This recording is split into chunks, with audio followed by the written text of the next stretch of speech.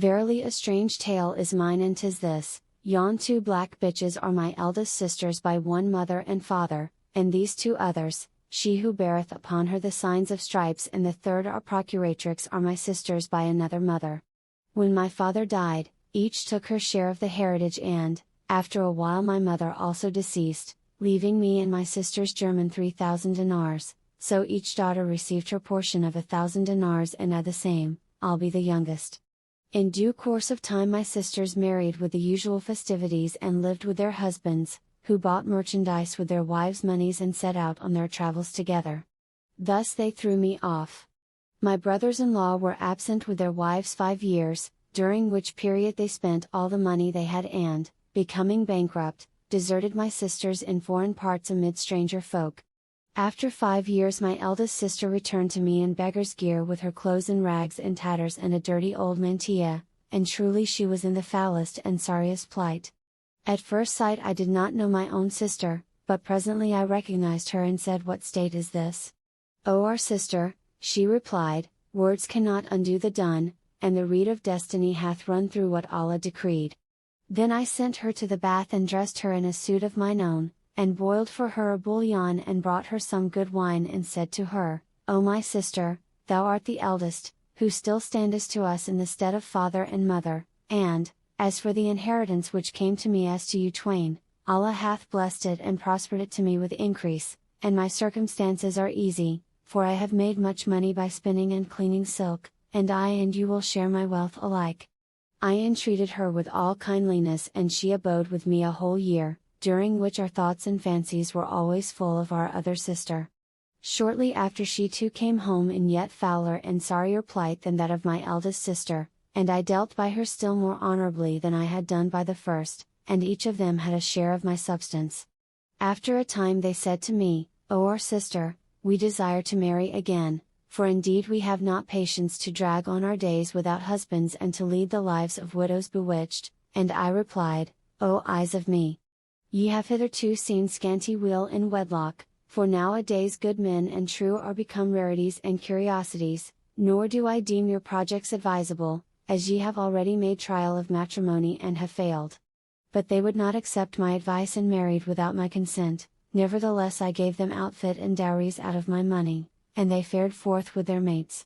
In a mighty little time their husbands played them false and, taking whatever they could lay hands upon, levanted and left them in the lurch. Thereupon they came to me ashamed and in abject case and made their excuses to me, saying, "Pardon our fault and be not wroth with us, for although thou art younger in years yet art thou older in wit, henceforth we will never make mention of marriage, so take us back as thy handmaidens that we may eat our mouthful." Quoth I, "Welcome to you, O my sisters, there is naught dearer to me than you." And I took them in and redoubled my kindness to them.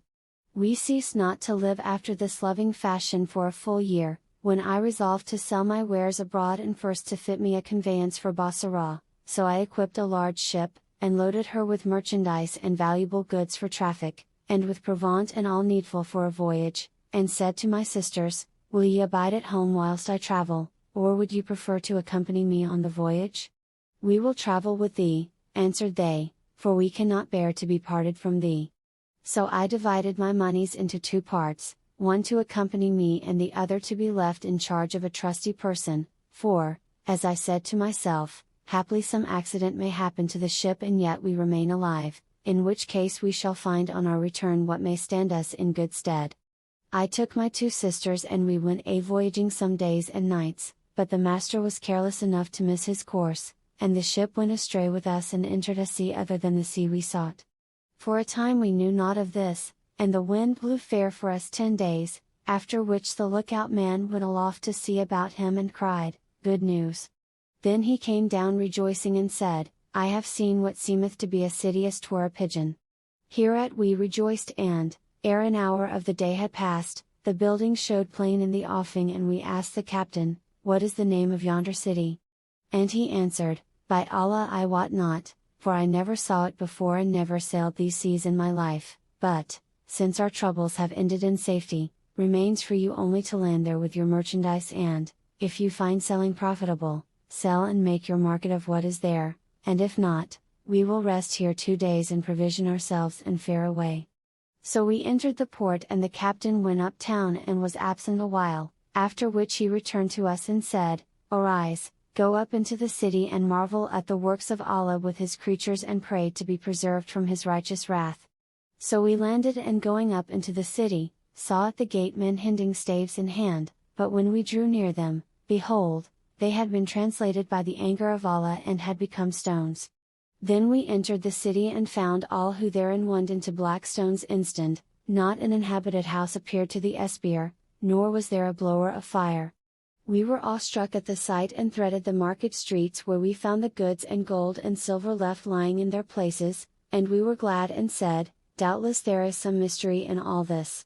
Then we dispersed about the thoroughfares, and each busied himself with collecting the wealth and money and rich stuffs, taking scanty heed of friend or comrade.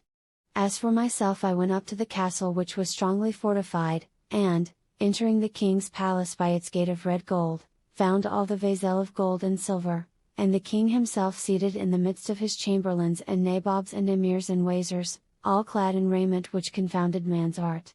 I drew nearer and saw him sitting on a throne encrusted and inlaid with pearls and gems, and his robes were of gold cloth adorned with jewels of every kind, each one flashing like a star. Around him stood 50 Mamelukes, white slaves, clothed in silks of divers sorts, holding their drawn swords in their hands, but when I drew near to them, lo! all were black stones. My understanding was confounded at the sight, but I walked on and entered the great hall of the harem, whose walls I found hung with tapestries of gold striped silk and spread with silken carpets embroidered with golden flowers. Here I saw the queen lying at full length, arrayed in robes purfled with fresh young pearls. On her head was a diadem set with many sorts of gems, each fit for a ring, and around her neck hung collars and necklaces. All her raiment and her ornaments were in natural state, but she had been turned into a black stone by Allah's wrath. Presently I espied an open door, for which I made straight and found leading to it a flight of 7 steps. So I walked up and came upon a place pargeted with marble and spread and hung with gold worked carpets and tapestry, amiddlemost of which stood a throne of juniper wood inlaid with pearls and precious stones and set with bosses of emeralds. In the further wall was an alcove whose curtains, bestrung with pearls, were let down, and I saw a light issuing therefrom, so I drew near and perceived that the light came from a precious stone as big as an ostrich egg, set at the upper end of the alcove upon a little chryselephantine couch of ivory and gold, and this jewel, blazing like the sun, cast its rays wide inside. The couch also was spread with all manner of silken stuffs, amazing the gazer with their richness and beauty. I marveled much at all this, especially when seeing in that place candles ready lighted, and I said in my mind, "Needs must someone have lighted these candles." Then I went forth and came to the kitchen, and thence to the buttery and the king's treasure chambers, and continued to explore the palace and to pace from place to place. I forgot myself in my awe and marvel at these matters, and I was drowned in thought till the night came on. Then I would have gone forth, but knowing not the gate I lost my way, so I returned to the alcove whither the lighted candles directed me, and sat down upon the couch, and wrapping myself in a coverlet, after I had repeated somewhat from the Quran, I would have slept but could not, for restlessness possessed me. When night was at its noon, I heard a voice chanting the Quran in sweetest accents, but the tone thereof was weak, so I rose, glad to hear the silence broken, and followed the sound until I reached a closet whose door stood ajar. Then peeping through a chink I considered the place, and lo! It was an oratory wherein was a prayer niche with 2 wax candles burning and lamps hanging from the ceiling. In it too was spread a prayer carpet, whereupon sat a youth fair to see, and before him on its stand was a copy of the Quran, from which he was reading. I marveled to see him alone alive amongst the people of the city, and entering saluted him, whereupon he raised his eyes and returned my salam. Quoth I, "Now by the truth of what thou readest in Allah's holy book, I conjure thee to answer my question." He looked upon me with a smile and said, "O handmaid of Allah, first tell me the cause of thy coming hither, and I in turn will tell what hath befallen both me and the people of this city, and what was the reason of my escaping their doom." So I told him my story, whereat he wondered, and I questioned him of the people of the city, when he replied, "Have patience with me for a while, O my sister." And, reverently closing the holy book, he laid it up in a satin bag. Then he seated me by his side, and I looked at him and behold, he was as the moon at its full, fair of face and rare of form, soft-sided and slight, of well-proportioned height, and cheeks smoothly bright and diffusing light, in brief a sweet, a sugar stick, even as saith the poet of the like of him in these couplets. That night astrologer a scheme of planets drew, and lo! A graceful shape of youth appeared in view. Saturn had stained his locks with Saturninous jet, and spots of nut-brown musk on rosy side-face blue. Mars tinctured either cheek with tinct of martial red, sagittal shots from eyelids Sagittarius threw. Dowered him Mercury with bright mercurial wit, bore off the bare what all man's evil glances grew. Amazed stood Astrophel to sight the marvel birth when loud aglow the moon at full to bust the earth. And of a truth Allah the Most High had robed him in the raiment of perfect grace and had purfled and fringed it with a cheek all beauty and loveliness, even as the poet saith of such an one. By his eyelids shedding perfume and his fine slim waist I swear, by the shooting of his shafts barbed with sorcery passing rare. By the softness of his sides, and glances lingering light, and brow of dazzling day-tide ray and night within his hair. By his eyebrows which deny to who look upon them rest, now bidding now forbidding, ever dealing joy and care. By the rose that decks his cheek, and the myrtle of its moss, by jacinths bedded in his lips and pearl his smile lays bare. By his graceful bending neck and the curving of his breast, whose polished surface beareth those granados, lovely pair. By his heavy hips that quiver as he passeth in his pride, or he resteth with that waist which is slim beyond compare. By the satin of his skin, by that fine unsullied sprite, by the beauty that containeth all things bright and debonair. By that ever open hand, by the candour of his tongue, by noble blood and high degree whereof he's hope and heir. Musk from him borrows muskiness she loveth to exhale, and all the airs of ambergris through him perfume the air. The sun, methinks, the broad bright sun, before my love would pale, and sans his splendour would appear a paring of his nail.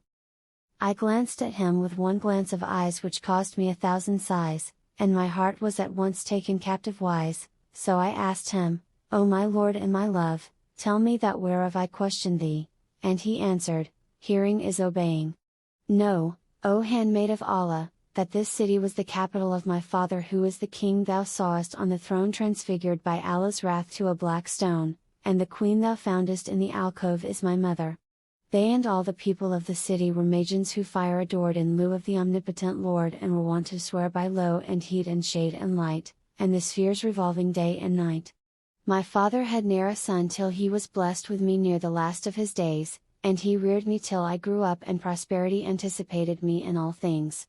Now it so fortuned there was with us an old woman well stricken in years, a Muslimah who, inwardly believing in Allah and His Apostle, conformed outwardly with the religion of my people, and my father placed thorough confidence in her for that he knew her to be trustworthy and virtuous, and he treated her with ever-increasing kindness believing her to be of his own belief. So when I was well nigh grown up my father committed me to her charge saying, Take him and educate him and teach him the rules of our faith, let him have the best instructions and cease not thy fostering care of him. So she took me and taught me the tenets of al-Islam with the divine ordinances of the wuzu ablution and the 5 daily prayers and she made me learn the Quran by rote, often repeating, Serve none save Allah Almighty. When I had mastered this much of knowledge she said to me, O my son, keep this matter concealed from thy sire and reveal not to him lest he slay thee.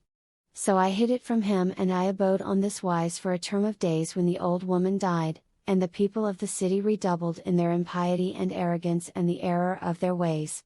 One day, while they were as wont, behold, they heard a loud and terrible sound and a crier crying out with a voice like roaring thunder so every ear could hear, far and near, O folk of this city leave ye your fire worshipping and adore Allah the all-compassionate King.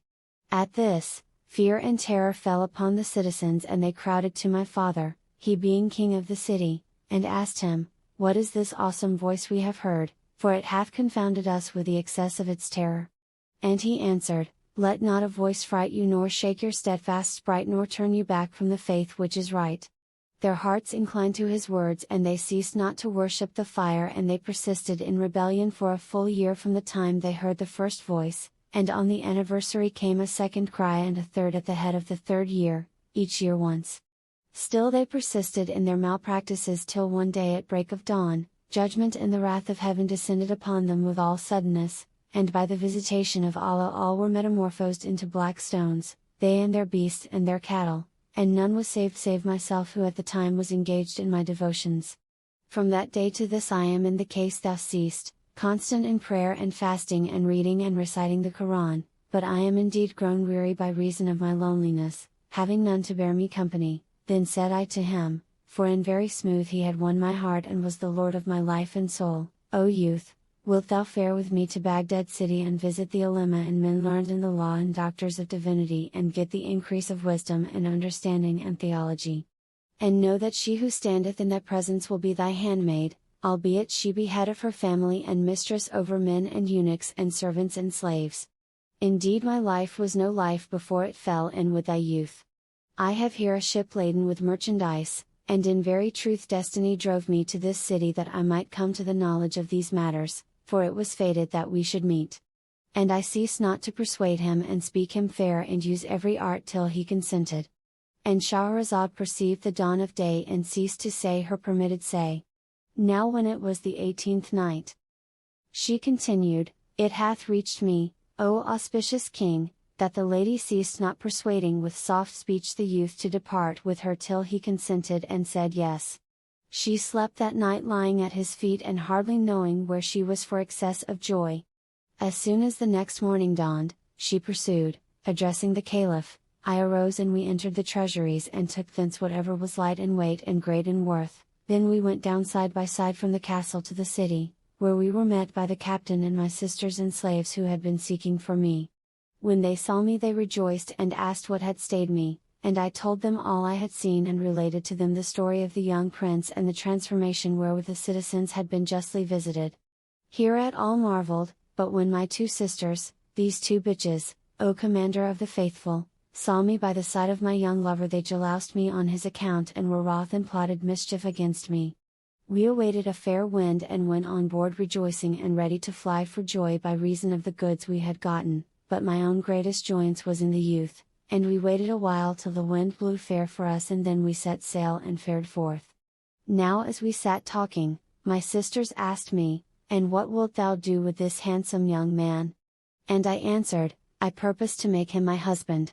Then I turned to him and said, O my lord, I have that to propose to thee wherein thou must not cross me, and this it is that, when we reach Baghdad, my native city, I offer thee my life as thy handmaiden and holy matrimony, and thou shalt be to me baron and I will be femme to thee.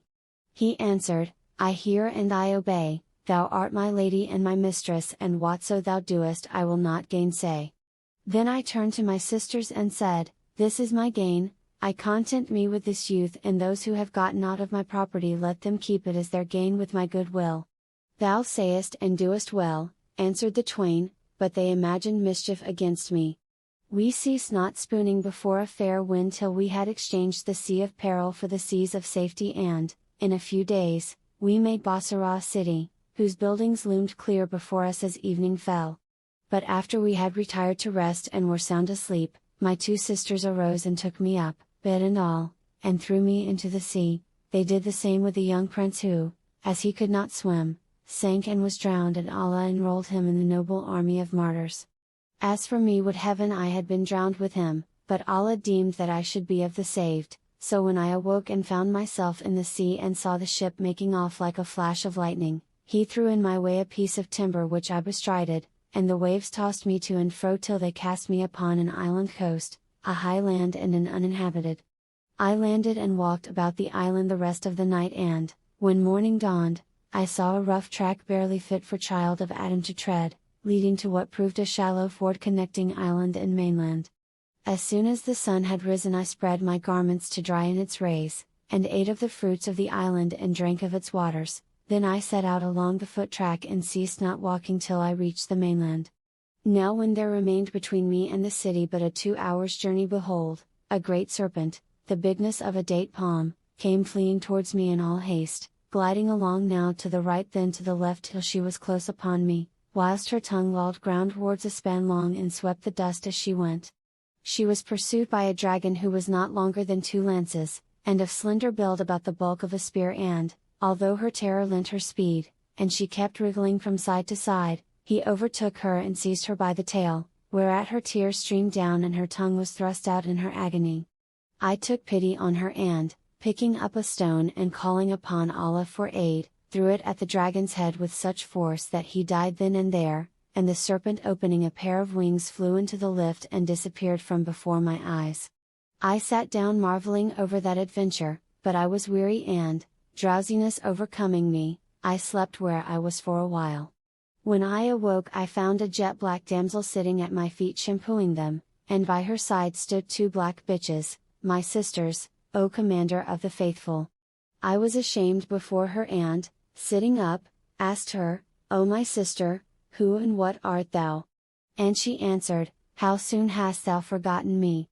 I am she for whom thou wroughtest a good deed and sowedst the seed of gratitude and slewest her foe, for I am the serpent whom by Allah's aidance thou didst just now deliver from the dragon.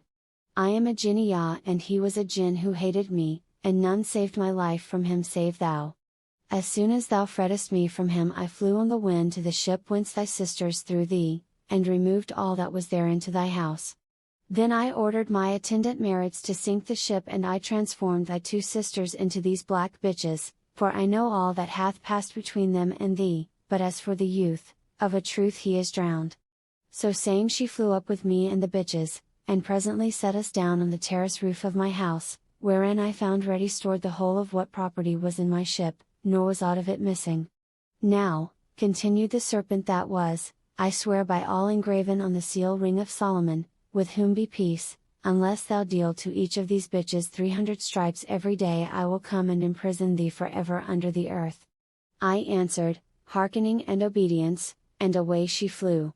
But before going she again charged me saying, I again swear by him who made the 2 seas flow, and this be my second oath, if thou gainsay me I will come and transform thee like thy sisters. Since then I have never failed, O Commander of the Faithful, to beat them with that number of blows till their blood flows with my tears, I pitying them the while, and well they wot that their being scourged is no fault of mine and they accept my excuses. And this is my tale and my history. The Caliph marveled at her adventures and then signed to Ja'far who said to the second lady, the portress, And thou, how camest thou by the welts and wheals upon thy body? So she began the tale of the portress.